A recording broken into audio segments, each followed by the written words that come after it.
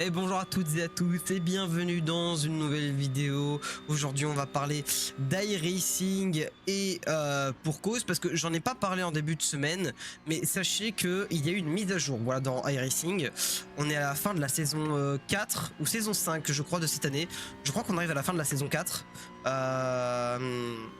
et chaque saison est composée de 13 semaines et la 13e étant voilà, la dernière semaine pour la saison, et c'est la semaine où généralement l'équipe d'iRacing incorpore du nouveau contenu dans le jeu, des modifications sur des voitures, des nouvelles voitures, des nouveaux circuits, enfin bref, ce qu'il y a ajouté dans la simulation.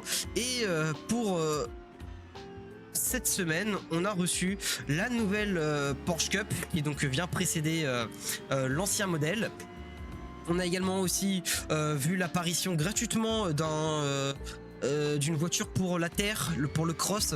Je crois qu'il s'appelle le FIA Cross Kart de mémoire. Un petit engin qui a l'air sympa sur la terre. C'est plutôt marrant à piloter. Je vous avoue que j'ai pas encore testé parce que c'est pas vraiment pour ça que je fais racing. Donc à voir ce que ça peut être en termes de contrôle de pilotage, mais c'est gratuit, on s'en plaint pas. Et on a aussi l'arrivée du circuit de Miami, donc celui avec le Hard Rock Stadium, et l'arrivée du circuit d'Adélaïde, du fameux circuit d'Adélaïde qui est enfin arrivé dans iRacing. Et pourquoi je fais cette vidéo? C'est déjà de 1 pour vous dire qu'il y a cette mise à jour, même si vous devez le savoir si vous suivez un peu iRacing, mais surtout pour vous parler de cette Porsche Cup, parce que cette Porsche Cup est extrêmement différente par rapport à l'ancienne voiture. Et en quoi elle est très différente? J'ai envie de vous dire seulement à cause de certains points, parce que le bruit n'a que très peu changé. La modélisation, elle, à part sur le volant, bon là vous le voyez pas, mais sur le volant dans le jeu, ils ont mis en fait le volant 2025 voilà, de la Porsche Cup, hein. Donc il y a plus de boutons rotatifs je crois, et plus de boutons. Et à part ça, il n'y a pas grande amélioration. Parce que la plus grosse amélioration sur cette voiture, enfin amélioration, modification, c'est un meilleur terme, c'est les aides au pilotage. Parce que vous le savez peut-être pas, mais sur la Porsche Cup, normalement, il n'y a pas d'aide au pilotage, donc en termes de traction control pour voilà, le contrôle de traction en réaccélérant pour éviter que les voitures glissent. Bon voilà, j'ai fait n'importe quoi, j'espère ne pas taper, c'est bon, je ne tape pas. Donc il n'y a pas de traction control, il n'y a également pas d'ABS sur les Porsche Cup. Sauf que sur cette voiture, les deux aides sont présentes. Vous voyez quand je bouge un petit peu voilà, sur le tableau de bord, l'ABS et le traction control est disponible sur cette voiture. Bon là je les mets en off parce que j'aime bien rouler sans ces aides sur cette voiture. Mais ça a été un vrai débat pour la communauté iRacing, puisque la Porsche Cup a fait ses armes entre guillemets et sa réputation comme étant une voiture très compliquée à rouler sur iRacing. Même le premier modèle de Porsche Cup, l'ancien premier modèle de la Porsche Cup, avait lui la réputation d'être une des voitures les plus compliquées de iRacing à piloter. Et ça s'est tenu avec voilà, le nouveau modèle, sauf qu'aujourd'hui la dernière version de ce modèle est beaucoup plus facile à piloter, et ça pose un problème pour les gens, tout simplement parce que vu que cette voiture est plus accessible aux personnes, les gens qui ne roulaient pas dans la série avant par crainte de voilà, perdre la voiture, ou parce que la voiture était trop compliquée de rouler vu qu'elle n'avait pas d'aide de pilotage, ces gens-là vont pouvoir venir dans les sessions en achetant cette voiture. Et soyons honnêtes, ce qu'a peur la communauté, c'est que beaucoup de ces gens ne savent pas prendre la voiture en main, ou alors ne savent pas piloter correctement et font n'importe quoi. Ce qui est, on va pas se mentir, un petit peu le cas voilà, dans les lobbies à plus faible rating. Les gens font souvent n'importe quoi dans les racing et ça dérange tout le monde. Et c'est vrai que le fait d'avoir une voiture très compliquée à piloter permettait aux gens qui la maîtrisaient d'être un petit peu tranquilles et d'être entre eux. Parce que les gens qui faisaient n'importe quoi sur iRacing n'allaient pas dépenser de l'argent pour une voiture qu'ils ne savaient pas maîtriser sans assistance au pilotage. Parce que c'est des séries qui, la Porsche Cup a beaucoup moins de joueurs que la série GT3 par exemple, avec tous les modèles différents disponibles et les aides au pilotage. C'est des séries où il y a beaucoup moins de pilotes. Mais là, il y a plus de pilotes vu l'arrivée de ces aides, et surtout c'est que tout le monde, entre guillemets, enfin les anciens possesseurs de cette voiture ont eu cette nouvelle version de la Porsche Cup gratuitement.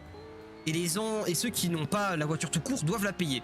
Et ça pose des problèmes aux gens, parce qu'il est vrai que pour ceux qui n'ont pas, qui n'avaient pas la voiture tout court et qui ont le choix entre l'ancienne version et cette version, et bah c'est vrai que la différence n'est pas flagrante hein, en termes de pilotage. Ce qu'il faut savoir, c'est qu'une voiture, lorsqu'elle n'est plus utilisée, qu'elle est remplacée par un nouveau modèle, elle a un statut Legacy. Voilà, ancien modèle, et qui est souvent très bas en termes de prix dans le shop de iRacing. Mais surtout, les voitures Legacy ne sont quasiment jamais utilisées dans les séries officielles. Donc elles sont là. Pour ceux qui les ont, elles sont pas chères. Mais à part si vous voulez faire un tour en solo, elles ne vous serviront à rien dans les séries de tous les jours sur iRacing. Et ça, certains trouvent que c'est un problème. Alors libre à chacun de penser que c'est un problème ou non, mais j'ai vu beaucoup de gens en parler, voilà, sur des serveurs Discord, sur les réseaux, sur Reddit, et c'est vrai que la question peut se poser pour les gens qui n'ont pas la voiture. Payer une nouvelle voiture à 15 € avec incluant toutes les taxes et tout le tralala pour iRacing, alors qu'elle n'est que très peu différente de son ancienne voiture, enfin de sa prédécesseuse qui elle n'est plus utilisée dans iRacing. C'est vrai que c'est un peu particulier. Et j'ai vu beaucoup de gens parler du fait que iRacing devrait, quand il y a un nouveau modèle, remplacer le modèle et juste retirer l'ancien modèle de la simulation. Ce qui pour beaucoup de personnes pensent que c'est une très bonne idée. Je dois vous avouer que je pense pas que ce soit une très bonne idée iRacing, enfin en tout cas pour iRacing de faire ça. Que les gens qui achètent une voiture par exemple qui est compliquée à conduire l'achètent justement parce qu'elle est compliquée à conduire et parce qu'ils aiment ça. Et si du jour au lendemain vous lui retirez cette voiture en mettant une voiture qui est pas vraiment la même dans le pilotage, et bah il va se dire bah ouais, mais moi j'ai pas payé pour ça, moi je veux pas cette voiture, j'en ai rien à foutre. Donc il y a du pour et du contre dans ces idées, mais iRacing a quand même besoin d'un petit peu de sous hein, pour financer tout ça. Mais il est vrai que avoir un nouveau modèle pour très peu de changements dans une voiture, c'est vrai que c'est un petit peu juste quand même. Mais encore une fois, ça c'est l'avis qui est propre à chacun. Moi je pense que il faut trouver la bonne balance. Qu'on peut réussir à trouver quelque chose de bien, que ce soit pour tout le monde, que ce soit pour les nouveaux et pour ceux qui l'ont déjà. Sachez que, voilà, hein, petite fact, mais depuis qu'il y a cette voiture, j'essaye de la rouler sans ABS et sans TC parce que je retrouve les bonnes sensations et ces sensations de difficulté que j'avais avec l'ancienne voiture. Vous voyez comme ça là c'est dur de la tenir, là je suis rentré trop fort. Voilà, je suis rentré trop fort donc j'ai failli la perdre. Et c'est ça que moi que j'aime bien avec cette voiture, c'est vraiment une voiture qui force le pilotage correct où l'erreur est presque pas impardonnable mais presque. Et c'est pour ça moi que j'aime cette voiture. J'aime beaucoup cette voiture et c'est pour ça que je la préfère rouler sans TC ni ABS. Mais d'ailleurs si jamais vous aviez l'ancien modèle de la Porsche Cup avant que celle-ci arrive, n'hésitez pas à me dire si vous préférez l'ancien modèle ou celui-ci. Je peux comprendre que la plupart préfèrent vu qu'il y a les aides de pilotage comme le TC ou l'ABS. Et moi je dois vous avouer que je la préfère sans ABS et sans aucune aide. Je trouve ça bien mieux. Et puis quand on est sur une simulation comme iRacing, voilà, je trouve ça sympa d'avoir une voiture avec quasiment aucune aide de pilotage qui force l'apprentissage à 100%. Ah. Et moi je trouve ça vraiment sympa à piloter.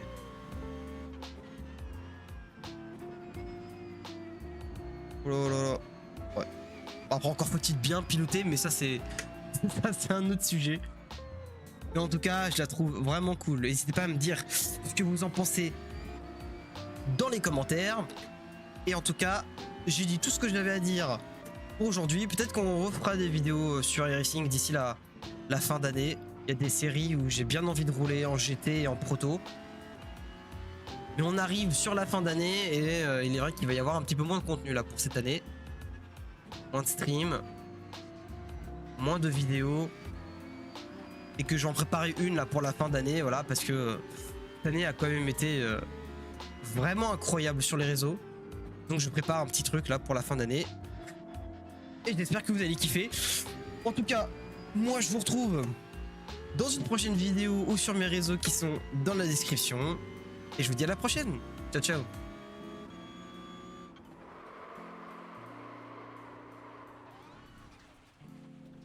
Putain, bah oui, tu retires la baisse, regarde là les vrais pilotes là. Ils prennent comme n'importe... Ils prennent n'importe comment les gens. C'est sûr qu'ils vont bloquer.